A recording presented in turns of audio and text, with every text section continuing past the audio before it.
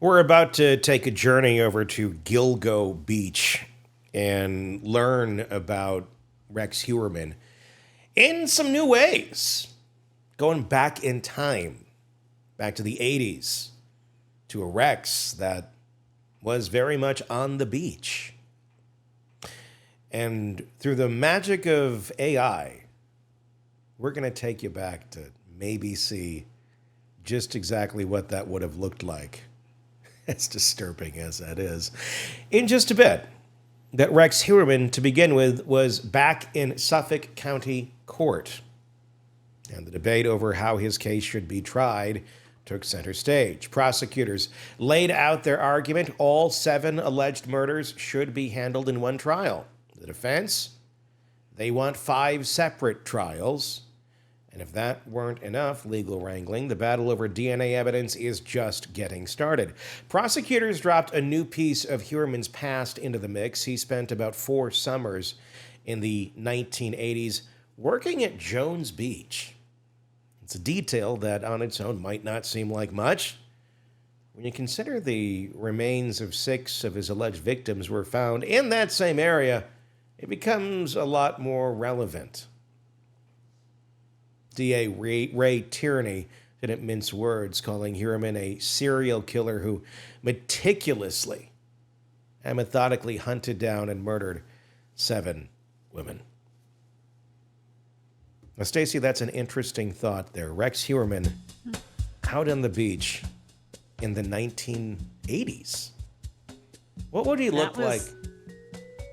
I want to say a little trigger warning to those of you watching on YouTube, because this triggered me before we hit record. I was just like, Tony, I'm not looking at that. I can't look at that. And look, all it is Rex Heuermann rendered to be in the 1980s walking along a beach. It's AI, so it took its information from the internet. Yes. Of what it thinks he looks like. Yes, so this is a graphically rendered video of what AI thinks Rex Heuermann might have looked like in about 1985. On the beach, doing his thing. If you're listening on the podcast, I'm sorry. You're lucky. I'm sorry, or you might be lucky. If you'd like to see this, check out our YouTube channel, Hidden Killers with Tony Bruschi, and you can now watch all of our episodes as well. And here's one of the perks of that, whether you consider it a perk or not. So let's see. What exactly do we think Rex would have looked like in 1985? This is what AI tells us. Oops. Think of Chris Farley during the Chippendales sketch, maybe. Yeah, I would say that. I think that's what it got it from. Well, it got it from I put Rex Heuermann's picture into the AI. Well, and then it said, here's what we think this would have looked like back then. But there's a quick little look at what that may have looked like back in the 80s. So here's this guy just heading out on the beach. You know, the beach. Think of it, a really nice, relaxing, tranquil place. Mm-hmm.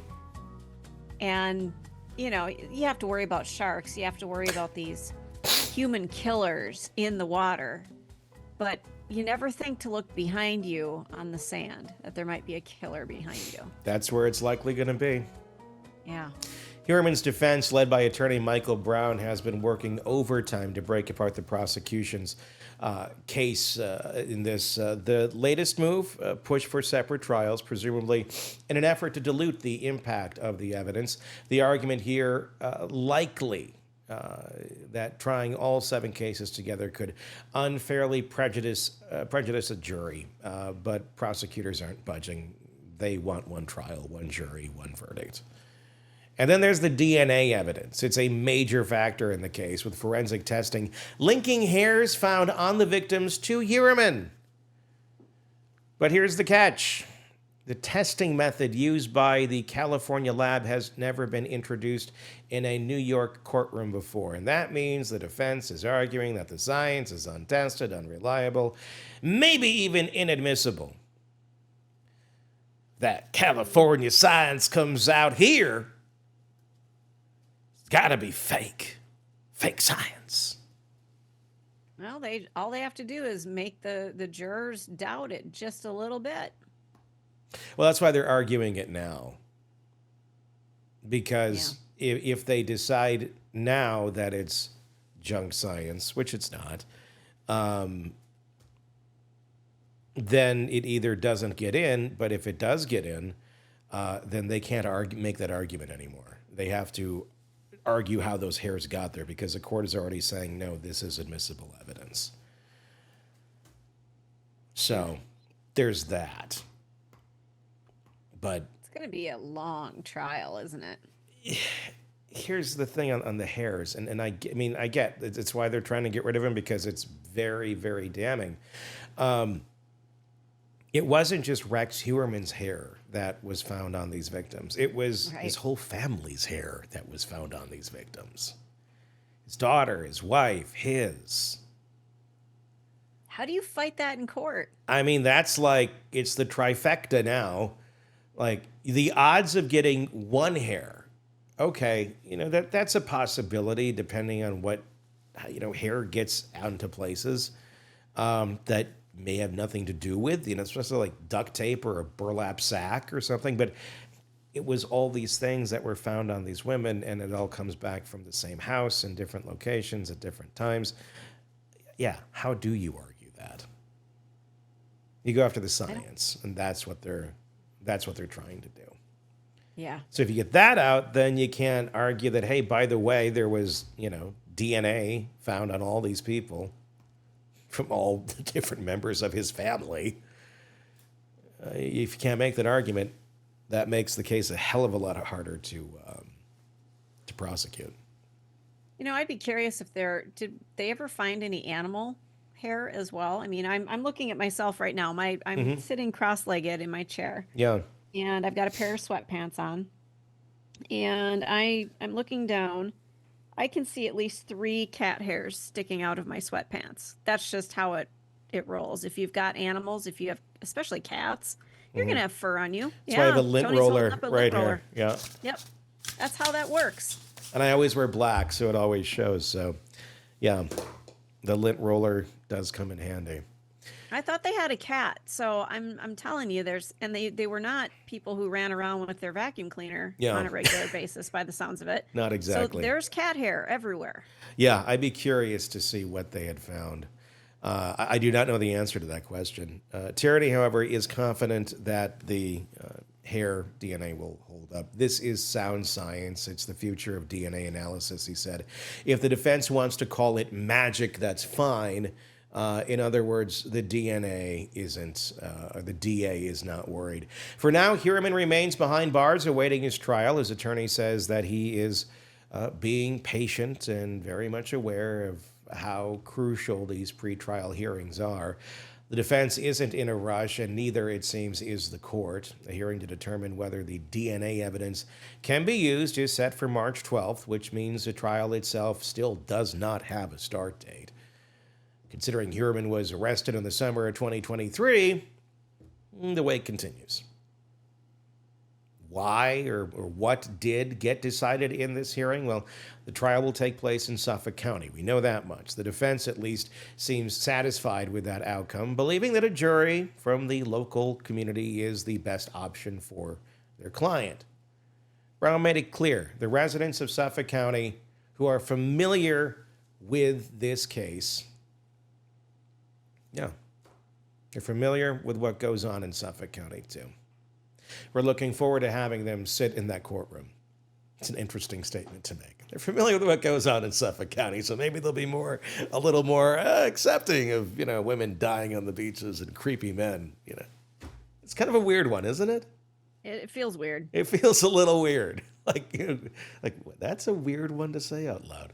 So while one piece of the puzzle is in place, the bigger question remains: will the prosecution get their single trial, or will the defense succeed at breaking it up into 5?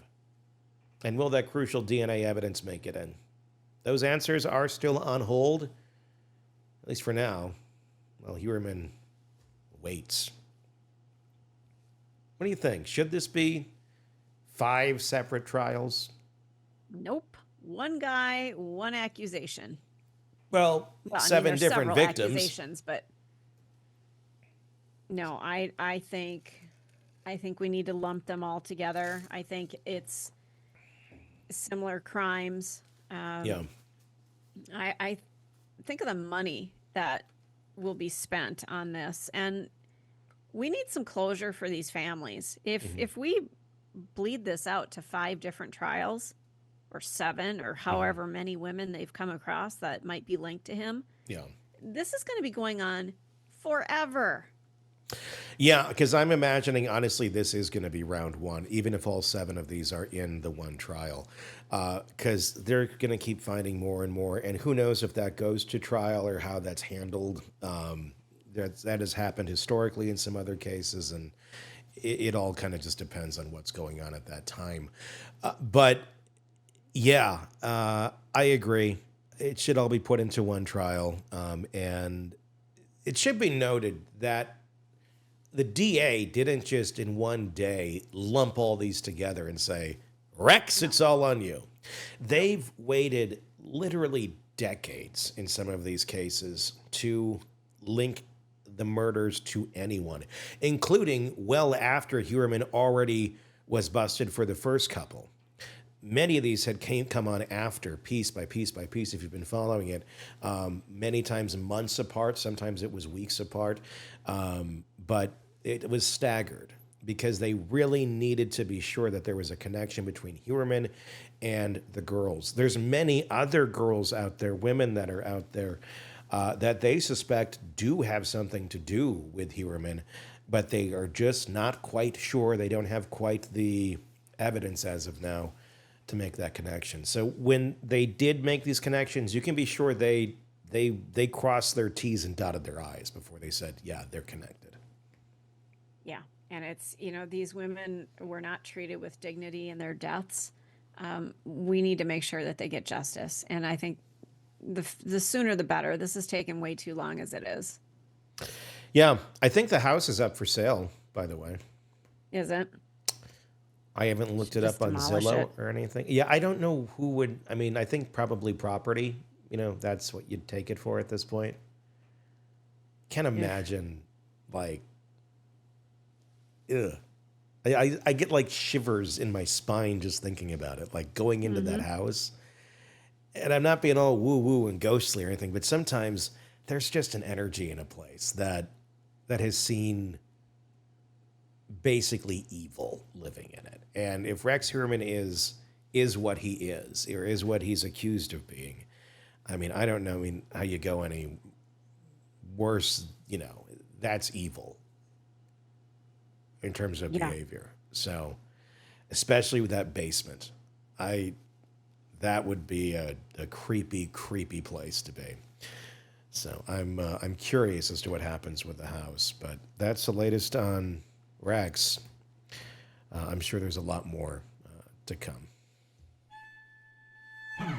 The latest true crime stories, expert breakdowns, and shocking twists, all in one place. Press subscribe now to the Hidden Killers podcast and True Crime Today.